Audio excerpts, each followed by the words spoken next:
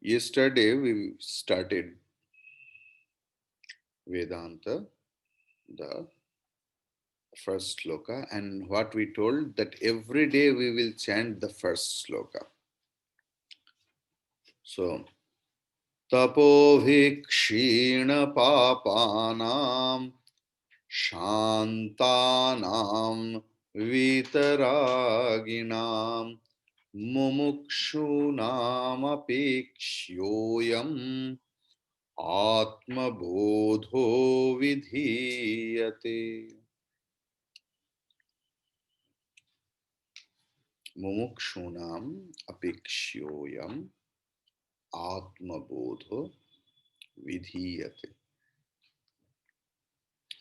So yesterday we discussed about all the qualifications, the fourfold qualifications we discussed. That who are the adhikari, it is there in the first line, tapavihi, kshina papanam, shantanam, and vitaraginam. Tapovihi, kshina papanam. Then shantanam, and then vitaraginam. Clear? So that was adhikari, because we were discussing anubandha chatushtaya. For any text in our life or any project we take in our life, that four things should be seen. What? Adhikari, Vishaya, Prayojanam, and Sambandha. So, yesterday we saw the three things. Adhikari means who is the candidate. Am I the candidate of this subject matter? Am I eligible for that?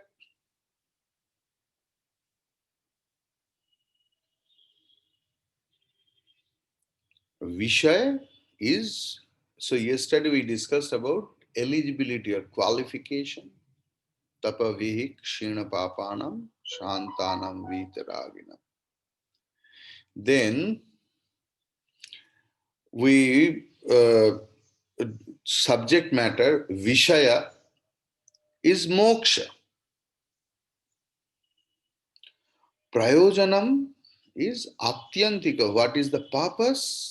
Purpose is the total cessation of total sorrow in our total lifespan and attaining the total bliss, uninterrupted total bliss in our life.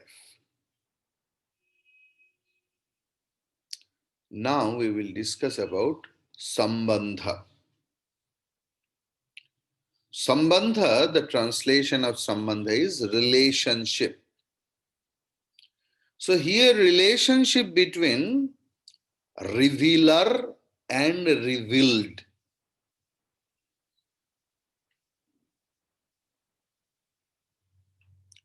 Prakashaka and Prakashya. The revealed is Atma or knowledge, and the revealer apparently is me. So I want to be free from finitudeness, and you are telling me to study Vedanta. What the fun is it? How should I relate it?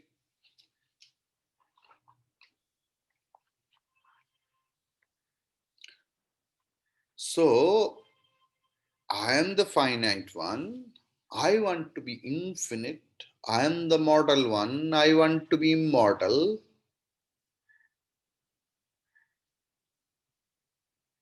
And you are telling if you want to be free from everything else, you have to study Vedanta first. How is it possible? I feel I am finitude because of wrong notion. If the problem is hunger, the food is the solution. If the thirst is the problem, then water is the solution. If darkness is the problem, light is the solution. And if ignorance is the problem, knowledge is not the only solution. And Vedanta gives that correct knowledge, that correct understanding, correct knowledge of the self, correct knowledge of of myself, correct knowledge of the true self of the whole universe, whole creation. Out of ignorance, we can't understand that we are the source of the happiness. There is no we, only I.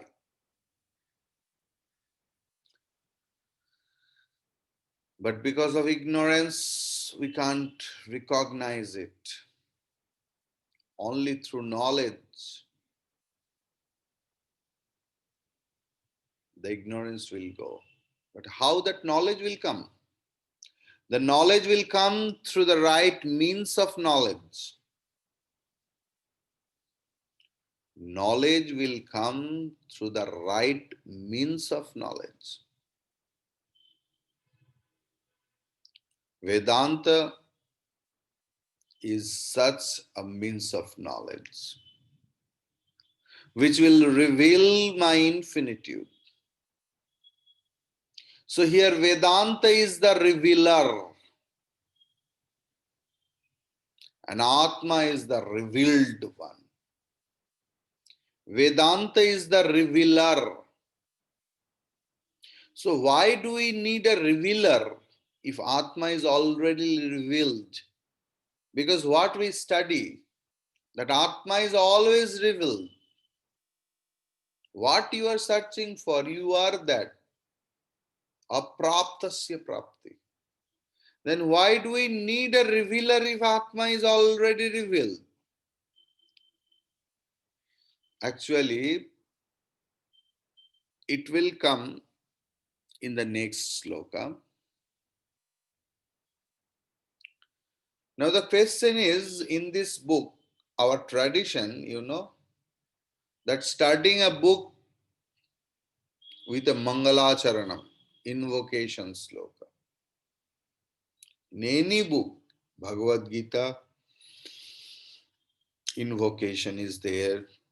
Any other book, even Upanishad mantra starts with invocation. But here, Bhagavan Shankaracharya ji apparently did not write any Mangalacharanam. Actually, it doesn't mean that a full sloka will be Mangalacharan. There is no hard and fast rule. One particular thing may be the Mangalacharanam. Like in Brahma Sutra, Sharirika Bhashya, if I study, we will understand that Brahma Sutra's first sutra is Athat Brahma Jignasa. Athat Brahma Jignasa. So the thing is, Athata is Sandhi word. So if we do Vigraha, split it, then what we will find? Atha, Ata, and Brahma Jignasa. Brahma Jignasa.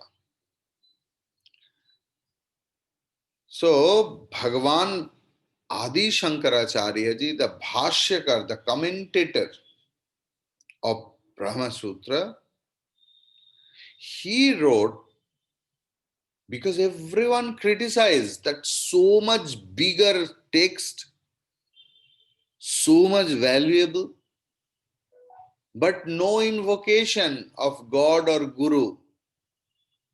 Then is Maharshi Vyasadeva is selfish, self-prouded person? No. Bhagavan Bhashyakara says, Atha is the invocation over there. So in Atma Bodha, when start,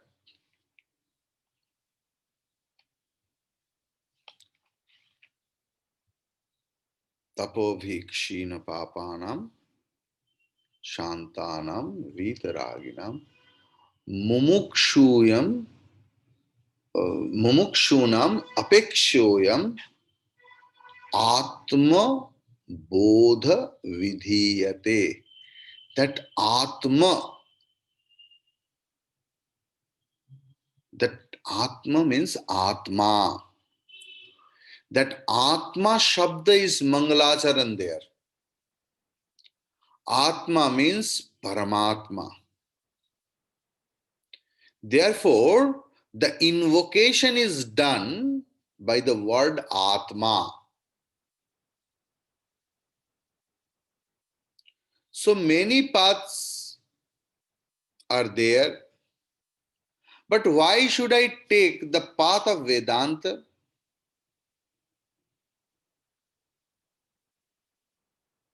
Because I can do many things, japa, meditation, prayer, every day, 1,000 times, Ram, Ram, Ram, Ram, Ram, Ram. We can write. But why Brahmatma, Aikya Bodha is required? Why the culmination of Jivatma and Paramatma, individuality and the essence of individuality and totality is required? Why that oneness between Brahman and Atma is required? That will be discussed in second sloka. So now the thing is, when a textbook is composed,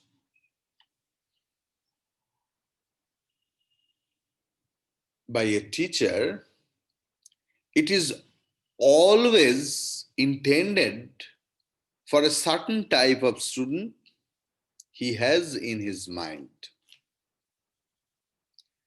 Every textbook is addressed to a certain class of students having some given qualities. They alone will be the most benefited by the given textbook in the opening verse of the Atma Bodha. Acharya is trying to explain the type of audience to whom he is addressing in this teeny book. Every attempt at living in self control in all our contracts with the outer world, wherein all the efforts are dedicated for the higher purpose of evolving ourselves into a diviner diviner being is known as tapas. From pilgrimages and fasting to japa and dhyana, all spiritual endeavors at self-control are different types of tapas. Who did tapasya is called tapasa. Through these method, one's sins, papa, become weaker. Sin is not an action in itself, but it is the tendency, vasana, to live and think negatively, which is left over in our mind as a result of our own wrong actions. These sinful tendencies become weak when we practice self control over a period of time. When we have thus quietened our physical agitations through conscious and divinely dedicated self control or tapasya, the natural result is a growing sense of calmness in the heart. And when the mind has thus come down, the rate of fluctuations created by the desires and attachment will also get reduced to a minimum. An individual who has thus, first one, what happens? Weakened his wrong tendencies through tapas. Second one, who has consequently found in himself a relatively greater mental quietude. Third one, in whom the desire agitations are temporarily at rest. Fourth one, who is a sincere seeker wanting to liberate himself from personality shackles known and experienced within. He is the one with is fit for the study of Atma Bodha.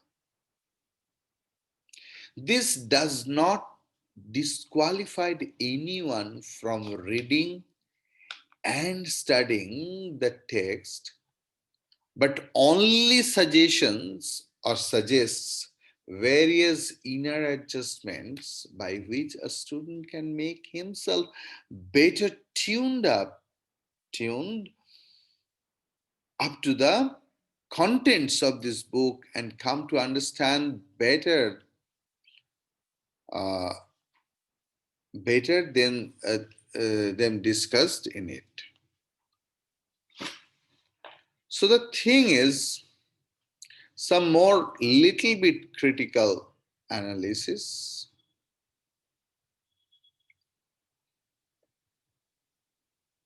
The thing is, regarding Mangalacharanam, one thing I want to tell, that it's a question. I told you that why Mangalacharanam is not there.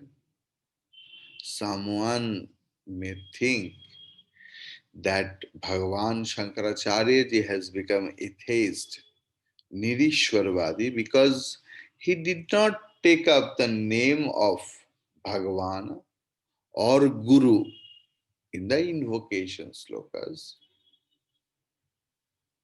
It may be thought of, but what I told, there is no question such. Because the text where Laukika prachar is uddeshya, the purpose of the external book, what we get in the bookshops, their purpose is different. In that book, Mangalacharanam is necessary, inevitable.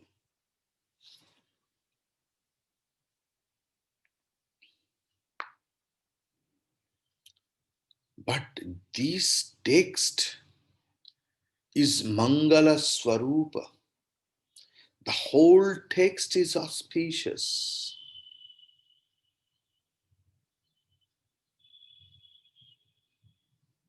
So the thing is,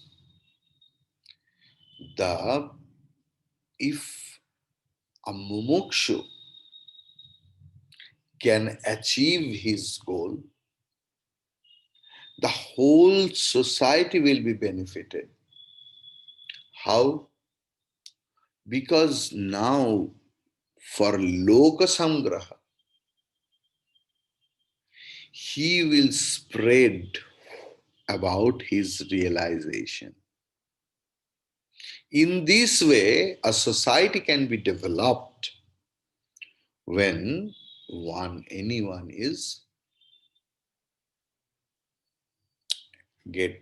gets realization. In Taittiriya Upanishad 3.1.1, 3.2.1, 3.3.1. So there one mantra is there. Satapo tapyata satapastaptva iman lokan asrijat. That this Atma, what we are talking with the help of Maya, did tapasya, then created and thought that I have to create something else. So their tapaha means ekagra chitta mein paryalochana.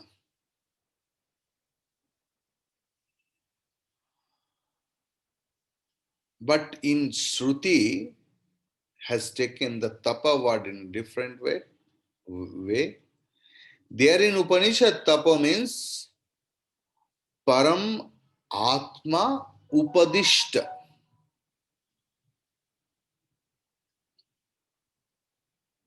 So atma is the most auspicious thing, and that has been thought of.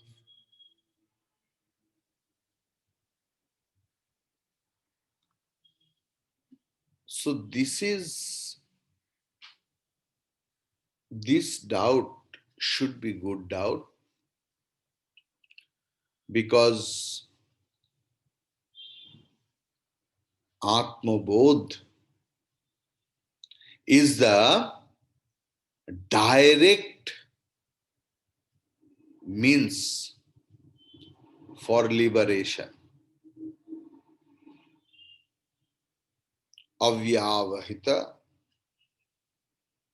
mukhya main sadhana Sravan Manan Nididhyasana, Atma Bodh. Shruti has stated that. So, what about the next sloka? I will just chant, you will chant with me, then we will finish today's class. बोधोन्य साधनेभ्यो हि बोधो न साध्यमेन हि. Don't unmute yourself, please. Nobody. Don't touch anyone's phone. बोधोन्य साधनेभ्यो हि बोधोन्य साधनेभ्यो हि साक्षान् मोक्षैक साधनम् साक्षान् मोक्षैक साधनम् पाकस्य वह्निव ज्ञानम् पाकस्य वह्निव ज्ञानम् विना मोक्ष न सिद्ध्यति विना मोक्ष न सिद्ध्यति.